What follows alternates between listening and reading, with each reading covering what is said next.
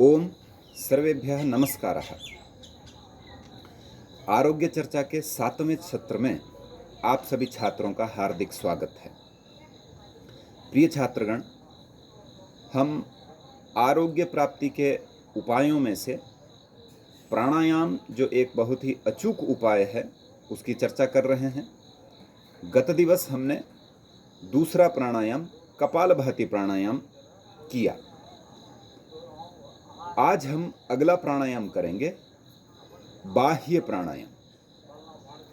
तो बाह्य प्राणायाम से पहले कपालभाति प्राणायाम का करना आवश्यक है, और कपालभाति प्राणायाम से भी पहले भस्त्रिका प्राणायाम का करना भी आवश्यक है। बहुत ही वैज्ञानिक तरीके से इन प्राणायाम के क्रमों को ऋषियों ने, महर्षियों ने बांधा है, मतलब कि एक व्यवस्थित क्रम इसका किया है। तो जैसे पहला हमने क्या किया था, भस्त्रिका, श्वास लिया और छोड़ा। दूसरा हमने किया था कपालभाति, झटके से श्वास को बाहर जिसमें छोड़ा जाता है। आज हम करेंगे तीसरा प्राणायाम बाह्य प्राणायाम। बाह्य प्राणायाम में भी आप सुखासन में बैठ सकते हैं, और यदि संभव हो तो इस तरह पद्मासन में भी आप बैठ सकते हैं। पद्मासन में बैठ करके अब किस तरह यह प्राणायाम करना है एक बार आप ऑब्जर्व कीजिएगा। एक बार देख करके फिर मैं इस प्राणायाम की एक्सप्लेनेशन, इसको कैसे हमने करना है स्टेप बाय स्टेप, उसके बारे में भी आपको बताऊंगा। तो आप एक बार केवल देखें।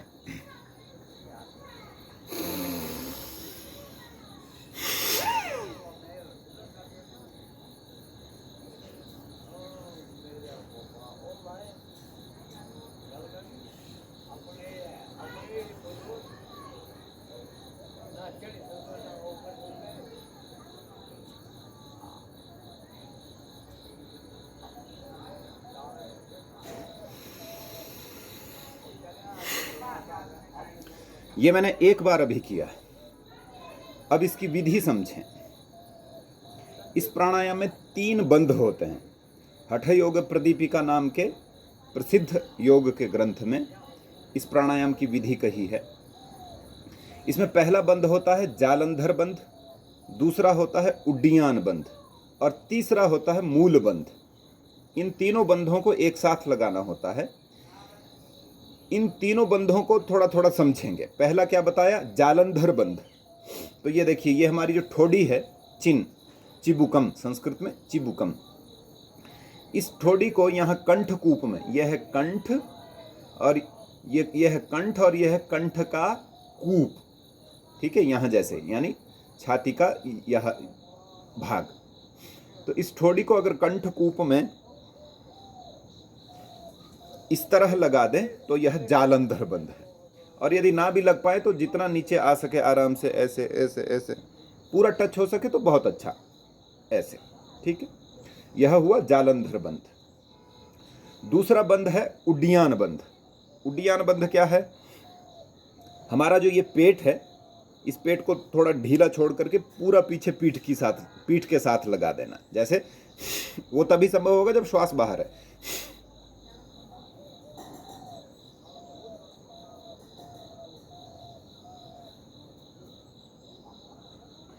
यह उड्डीयान बंध है।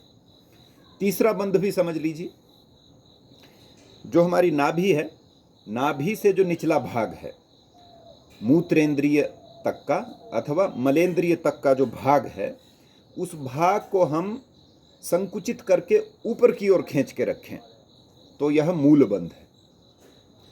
यह ठीक उसी तरह है मूल बंध, जब हमें प्रातःकाल अथवा कभी भी शौच का संकेत होता है, तो जहाँ पर हम हैं, चाहे कमरे में हैं, चाहे कहीं भी हैं, अथवा शौचालय तक जाने से पूर्व हम उस शौच को रोक के रखते हैं, ठीक है ना, मतलब कि उचित स्थान पर ही, शौचालय में ही हम उसका विसर्जन करते हैं। तो जब हम शौच को रोक के रखते हैं, उस समय जिस तरह मलेंद्रिय अथवा मूत्रेंद्रिय का संकोच करके रखते हैं, वही कार्य यहाँ पर थोड़ा बलपूर्वक करना होता है, बस। यह मूल बंध है। तो जालंधर बंद, उड़ियान बंद और नीचे वाले भाग को ऊपर की ओर सिकोड़ करके खींच के रखना, यह मूल बंध है। 3 बंध जिस प्राणायाम में लगाए जाते हैं वह प्राणायाम बाह्य प्राणायाम। तो सबसे पहला तो यहां पर क्या किया जाता है, लंबा श्वास लिया जाता है ऐसे अंदर और एकदम छोड़ दिया जाता है, छोड़ करके तीनों बंद एक साथ लगाए जाते हैं।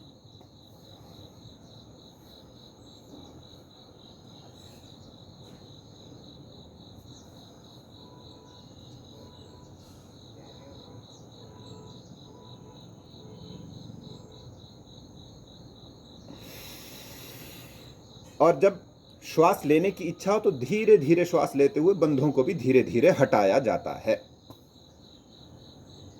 ठीक है, तो यह है बाह्य प्राणायाम। जब हम बंधों को लगा रहे हैं तो बंधों पर कितना समय व्यतीत होना चाहिए, यह हमारे सामर्थ्य के अनुसार है। आप बंधों को लगा करके 3 मिनट रुकें, मतलब 3 सेकंड तक श्वास रोकें अथवा 4 सेकंड तक रोकें, संभव हो आधे मिनट तक रोकें, संभव हो 1 मिनट तक रोकें, परंतु शक्ति का अतिक्रमण नहीं करना। जितना सामर्थ्य है उतना ही, परंतु धीरे धीरे सामर्थ्य बढ़ाना कि लंबे समय तक हम बंध लगा पाएं। जैसे